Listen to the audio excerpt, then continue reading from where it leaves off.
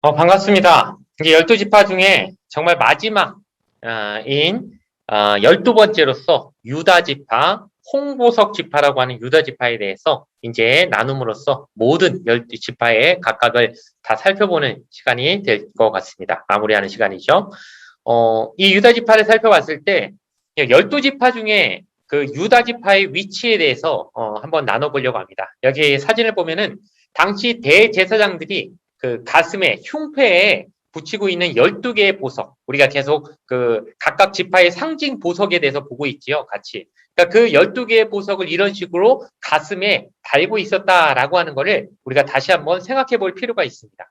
그런데 그 12보석 중에 제일 먼저 나오는 보석은 무슨 보석이었을까요? 어느 지파의 보석이었을까요? 그것이 바로 유다 지파였다는 것입니다. 여기서 우리가 생각해 볼 때, 이제 보석이 각각 흉패에 3개씩 4줄로 되어 있었다. 그러면은 뭐 순서대로 첫째 아들, 둘째 아들, 셋째 아들 이런 식으로 돼야 되는 게 아닌가? 언뜻 그렇게 생각할 수 있죠. 그런데 유다는 몇 번째 아들이냐면 4번째 아들이거든요. 그럼 유다가 왜 1번으로 나오느냐? 이게 단지 태어난 순서대로 그렇게 지파를 어떻게 의미하지는 않았을 것이다. 이 지파의 어떤 하나님이 보셨을 때 12지파를 세고 12지파의 그 처음을 따지셨을 때 태어난 순서로만 보신 게 아니라 유다 지파를 가장 먼저 앞세우신 어떤 의미가 있었다. 즉 유다 지파는 12지파 중에서 아주 중요한 의미를 가지고 있는, 가장 중요한 의미를 가진 지파로서 결국 하나님 앞에 발견되게 되었다는 것을 우리가 생각해 볼 필요가 있습니다. 그럼 이유는 무엇일까? 그건 이제 이후의 내용에서 찬찬히 한번 살펴보겠습니다.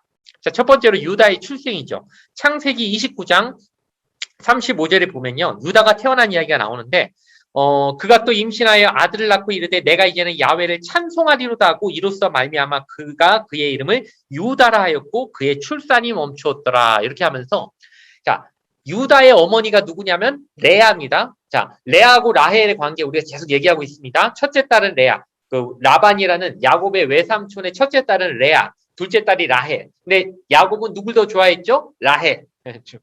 이유는 예뻐서입니다. 자, 어쨌든 야곱이 보기에는 이 라헬이 예뻐요. 그러니까 라헬을 더 사랑해요. 레아는 상대적으로 좀 찬밥 취급당해요. 근데 하나님이 자녀는 누구를 통해 더 많이 주시냐면 레아를 통해 많이 주시는 거예요. 그러니까 지금 첫째, 둘째, 셋째, 넷째를 스트레이트로 지금 누가 계속 낳고 있냐면 레아가 낳고 있어요. 그 지금 유다는 몇 번째 아들이냐? 4번째 낳은 넷째 아들이에요. 자, 그럼 유다의 이름 안에서 우리가 뭘 살펴봐야 되냐면은 첫째, 둘째, 셋째 이 아들의 이름을 짓는 것에서부터 우리가 의미를 좀 이렇게 연결지어서 보면은 유다의 이름의 특별함을 우리가 더 확실하게 알 수 있습니다. 자, 첫 번째 장자의 이름이 뭐였냐면 루벤이었어요. 루벤의 이름의 뜻이 뭐냐면 보라 아들이에요. 보라 아들이라. 자, 이 말 안에는 뭐가 들어가 있는지 아십니까? 남편에게 사랑 못 받는 레아가 야, 거 봐라. 아들은 내가 낳지? 봐, 아들 낳았어. 이런 식으로 하면서 자기의 그 동생보다 더 우월함을 막 드러내려고 하는 그 의미가 이 르우벤이라 이름 안에 들어가 있습니다. 뭔가 좀 우리가 봤을 때 짠한 부분이 있죠. 오죽하면 이 사람이 이름을 이런 식으로 지을까? 여기에서 그 어떤 레아가 여전히 가지고 있는 피해 의식과 상대적인 그 라헬로부터 받지 못하는 남편의 사랑에 대한 그 억울함, 그런 것들이 이제 그 마음 안에 여전히 상처로 있다는 걸 우리가 간접적으로 느낄 수 있는 거예요. 자, 둘째 아들을 낳고는 이름을 뭐라고 합니까? 시몬이라고 합니다. 이건 뭐냐면 들으심입니다. 들으심. 무슨 의미일까요? 하나님이 내 기도 들으셨어. 나한테 응답해 주셨어. 내가 사랑 못 받는다고 하나님 앞에 매일 억울하다고 하나님 앞에 그렇게 슬픈 마음을 토로했더니 나를 위로해 주시고자 아들 한 명 더 주셨어. 여전히 뭔가 좀 르우벤보다는 의미가 좀 나아졌을지 모르지만요. 뭔가 자신에 대한 그 자기의 상처 그리고 어떤 피해 의식에 여전히 들어가 있는 그 의미를 아들 이름으로 붙여준다는 걸 우리가 알 수 있습니다. 셋째 아들 또 낳습니다. 이번에 이름을 뭐라고 합니까? 레위입니다. 레위는 뭐예요? 연합하다는 뜻이에요. 자, 연합하다는 게 어떤 의미냐? 이제는 남편과 내가 하나 될 거야. 자, 지금 현실은 어떻습니까? 라헬을 더 사랑하는 남편은요, 라헬과 연합돼 있어요. 라헬을 마음속으로 더 많이 하나가 돼 있어요. 근데 그 마음이 나한테 왔으면 좋겠어요. 이제 내가 아들을 셋이나 낳아줬는데 이제 날 사랑해 주겠지. 이제 나를 좀 마음적으로 더 사랑해 주지 않을까. 나와 남편이 하나 되는 관계가 되지 않을까 하면서 레위라는 이름을 짓는 이 가운데도 여전히 레아의 주 초점은 남편의 사랑에 가 있다는 걸 우리가 알 수 있습니다. 자, 근데 이렇게 첫째, 둘째, 셋째 아들까지 낳고 나서 네 번째 아들을 낳습니다. 네 번째 아들을 낳고 나니까요, 이름의 어떤 성격이 완전히 바뀝니다. 유다라는 이름의 뜻이 뭐였습니까? 넷째 아들 유다의 이름은요, 야훼를 찬송하리로다. 유다의 이름의 뜻은 찬송이에요. 찬송. 하나님 찬양하는 것. 아, 이제 새 아들의 이름과 이 유다라는 이름의 차원이 달라졌다는 걸 여러분 느끼십니까? 이제 더 이상 레아에게 있어서요, 그 초점이 남편이 아니에요. 그까짓 것, 네가 날 사랑하든 말든 남편의 사랑만 주구장창 바라보는 그런 수동적인 여인이 아니라 주체적으로 나는 하나님을 찬양하겠어. 나에게 은혜 주시고 있는 이 하나님으로부터 나는 사랑받는 사람이라는 자기의 자존감이 완전히 회복된 레아가 더 이상 아들 이름으로 뭐 아들 낳았다, 뭐 남편 사랑 좀 돌아왔으면 좋겠다, 뭐 이런 난 내가 불쌍한가 하나님 나 돌봐주셨어 이런 차원이 아니라요. 나는 하나님의 놀라운 은혜와 사랑을 찬양하겠어. 남편 사랑 따위 없어도 하나님이 나에게 부어주시는 진정한 은혜와 사랑으로 난 충분히 만족해 그 사랑을 찬양하겠어라고 하는 완전히 홀로선 단독자로서의 예배자의 모습을 보여주고 있는 것이 유다라는 이름 안에서 레아가 점진적으로 지금 하나님을 의지하고 하나님과 깊은 관계로 성숙되어져 가는 그 레아의 신앙의 모습을 간접적으로 우리에게 보여준다고 할 수 있습니다. 즉 레아는 이제 자신이 받은 하나님의 은혜를 찬양하는 데까지 이르게 되었다. 이것이 바로 유다라는 이름의 뜻을 우리에게 보여줍니다. 두 번째 살펴볼 것은 야곱의 축복입니다. 창세기 49장 8절부터 11절까지 말씀인데요. 또 우리가 또 잘 아는 말씀이고요. 간혹 보게 되는 말씀인데 제가 한번 읽어드리겠습니다. 유다야, 너는 내 형제의 찬송이 될지라. 내 손이 내 원수의 목을 잡을 것이요 내 아버지의 아들들이 내 앞에 절하리로다. 유다는 사자 새끼로다. 내 아들아, 너는 움킨 것을 찢고 올라갔도다. 그가 엎드리고 웅크림이 숫사자 같고 암사자 같으니 누가 그를 범할 수 있으랴. 규가 유다를 떠나지 아니하며 통치자의 지팡이가 그 발 사이에서 떠나지 아니하기를 실로가 오시기까지 이르리니 그에게 모든 백성이 복종하리로다. 그의 나귀를 포도나무에 매며 그의 암나귀 새끼를 아름다운 포도나무에 맬 것이며 또 그 옷을 포도주에 빨며 그의 복장을 포도즙에 빨리로다. 이렇게 하면서 지금 유다에게 엄청난 축복을 아버지가 해주고 있다는 걸 알 수 있습니다. 다른 11 아들이 듣고 시샘할 정도로 유다를 엄청 축복하는데 뭐라고 축복합니까? 너는 형제의 찬송이 될 거야. 그러니까 유다의 이름 뜻 안에 이미 찬송이 들어갔다는 걸 제가 말씀드렸죠. 그러니까 자기 이름처럼 되는 거예요. 아, 근데 유다가 하나님 찬양한다고 찬송한다는 거잖아요. 왜 유다가 찬송을 받습니까? 여기서 우리가 중요한 걸 살펴봐야죠. 하나님 찬양하는 인생이요. 세상에서 칭찬받는 거예요. 하나님 존중하고 하나님 높여드린 사람이 이 땅에서도 영광을 얻는 것이지 내가 영광 받고 싶어하고 내 이름 높이려는 사람은요 오히려 이 땅에서 손가락질 받고 이 땅에서 무시받는 겁니다. 여러분 잘 이해하시기 바랍니다. 우리가 하나님 찬양할 때 그 인생에 능력이 생기고 그 인생이 사람들로부터 높임받는 인생이 된다는 거예요. 유다는 이름처럼요 하나님 찬양하는 삶을 살다가 오히려 11 지파에게 인정받고 존중받고 섬김을 받는 지파의 위치로까지 올라가게 됐다는 것, 찬송을 받는 지파가 됐다는 것. 내가 찬송하니까, 내가 하나님 찬송하니까 형제들의 찬송을 받는 지파가 됐다는 사실을 꼭 기억하시기 바랍니다. 자, 내 아버지의 아들들이 내 앞에 절하리로다. 나머지 11지파가요, 유다 지파 앞에 절을 합니다. 유다는 뭐라고 땡땡 새끼로다. 여기 뭐라고 되어 있습니까? 자꾸 등장하는 이 동물이 하나 있었죠. 동물의 왕, 백수의 왕, 뭡니까? 사자입니다. 사자. 사자는 유다 지파를 상징합니다. 그러니까 사자라는 짐승이 상징하는 게 뭐냐면 왕이에요, 왕. 또 여기 보면 지팡이와 규가 나오죠. 이게 다 뭘 상징하냐면 왕을 상징하는 거예요. 왕의 지팡이와 왕의 규라는 건 이제 반지같이 우리로 따지면 옥쇠같이 어떤 그 자기가 명령을 내리고 나서 그 조서에다가 도장을 찍어야 그것이 왕의 권위가 인정받는, 그 왕의 권위로서 인정된 문서의 그 지위를 얻게 되는데, 그러기 위해서 항상 착용하고 있는 게 바로 왕의 규, 왕의 그 반지, 옥새가 있는 거예요. 그러니까 이거는 왕을 상징하는 물건이에요. 즉 유다 안에서 뭐가 나타납니까? 왕이 나오는 거죠. 나중에 그 유다 지파로부터 누가 등장합니까? 다윗 왕이 나오죠. 그리고 대대로 이스라엘의 왕이 유다 지파를 통해서 났다가 최종적으로 누가 거기서 등장하십니까? 우리의 메시아 그리스도 하나님의 아들인 예수 그리스도가 그 유다 지파를 통해 오시기 때문에 유다 지파가 임금 왕으로서 상징되는, 즉 결국 이 지파를 통해 하나님의 아들 메시아가 태어나시게 된다고 하는 그 예언이 이 야곱의 축복 안에 드러나게 된다는 걸 우리가 또 살펴볼 수 있습니다. 세 번째로 살펴볼 것은 모세의 축복입니다. 신명기 33장 12절의 말씀이죠. 신명기 33장을 읽어드리겠습니다. 자, 신명기 33장을 보면요. 여기 구절이 좀 다르게 나와 있는데 7절을 볼게요. 유다에 대한 축복은 이러하니라. 일렀을 때 야훼여 유다의 음성을 들으시고 그의 백성에게로 인도하시오며 그의 손으로 자기를 위하여 싸우게 하시고 주께서 도우사 그가 그 대적을 치게 하시기를 원하나이다. 이렇게 하면서 참 놀라운 것이 뭐냐면은 야곱은 아들들을 축복하면서 제일 먼저 누굴 축복했냐면 그래도 르우벤 장자니까 그러니까 순서대로 축복했어요. 그러니까 어떻게 보면은 야곱은 아버지고 아들이다 보니까 아들들의 순서를 바꾸고 이러진 않았던 것 같은데 모세의 때에 이르러서는 이제 순서가 바뀝니다.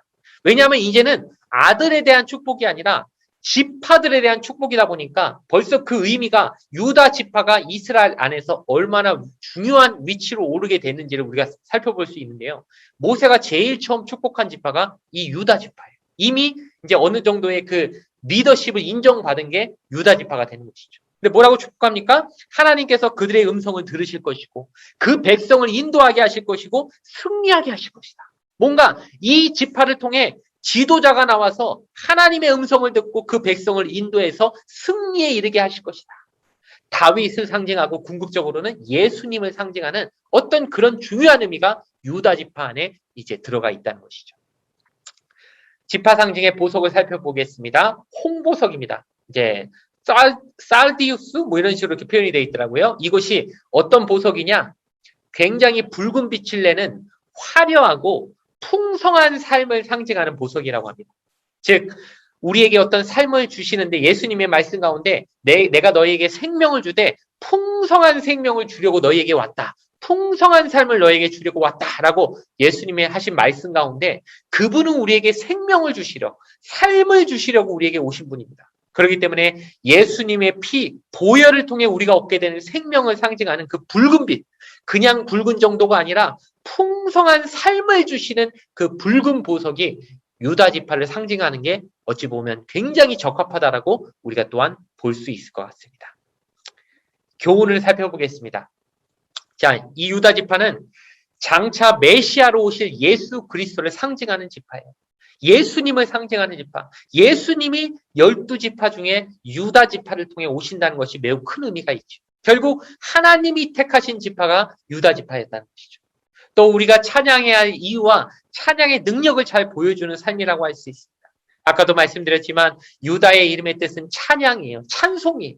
근데 내가 하나님을 찬양했더니 그 지파가 능력을 받고 하나님으로부터 인정을 받고 다른 지파들로부터 리더십을 존중받아가지고 다른 지파들의 찬양을 받는 지파가 되었다는 사실을 우리가 기억하면서 우리가 어떤 삶을 살아야 되느냐? 왜 하나님을 찬양해야 되느냐? 하나님을 찬양했을 때 내 삶에 어떤 능력이 임하게 되느냐를 가장 잘 보여주는 그 지파로서 우리에게 교훈을 준다고 말할 수 있을 것 같습니다. 마지막으로 나눔의 질문을 한번 좀 해봤으면 좋겠습니다. 여러분, 유다 지파는 예수님이 태어나십니다. 그 지파를 통해. 근데 나중에 예수님의 족보를 마태복음에 살펴보면요. 그 예수님의 족보 안에는요. 5명의 여인들의 이름이 등장합니다.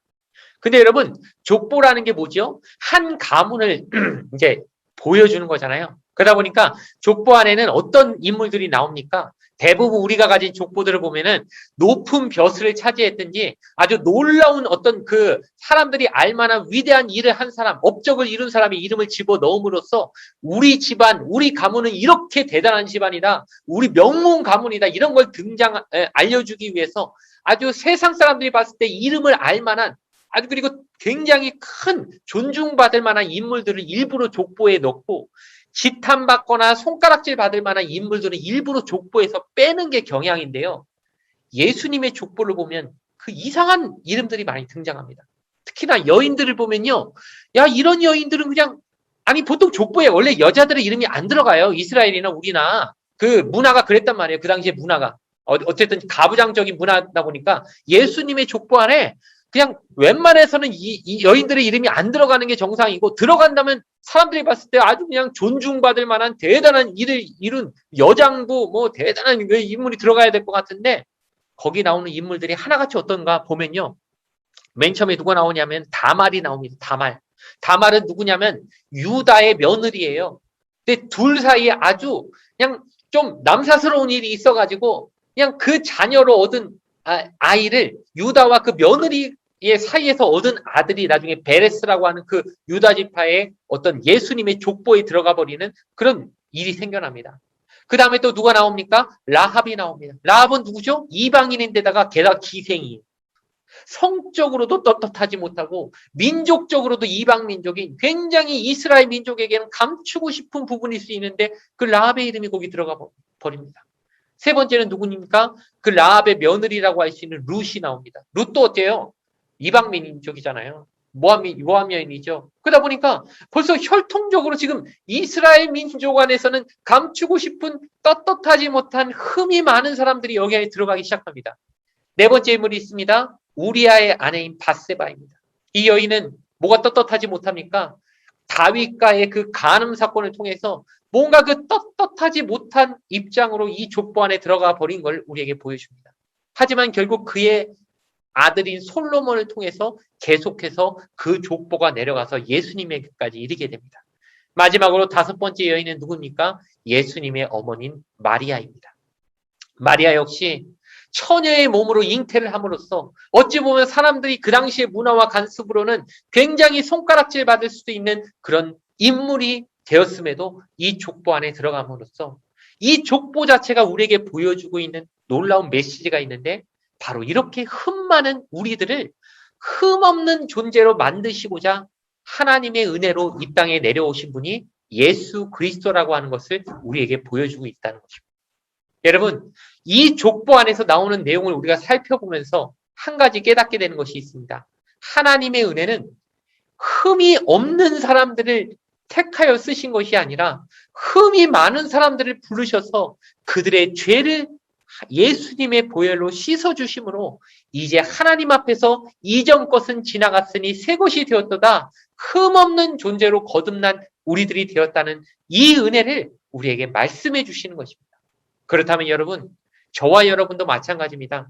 우리 잘난 것 없습니다. 정말 하나님의 은혜 아니고서는 감히 하나님의 자녀 될 수 없는 우리가 이제 하나님의 자녀가 되었다는 이 사실을 우리가 들었을 때 우린 과연 우리 인생에서 어떤 찬송과 찬양을 하나님 앞에 돌려야 될까? 여러분, 이걸 같이 나눠주셨으면 좋겠습니다.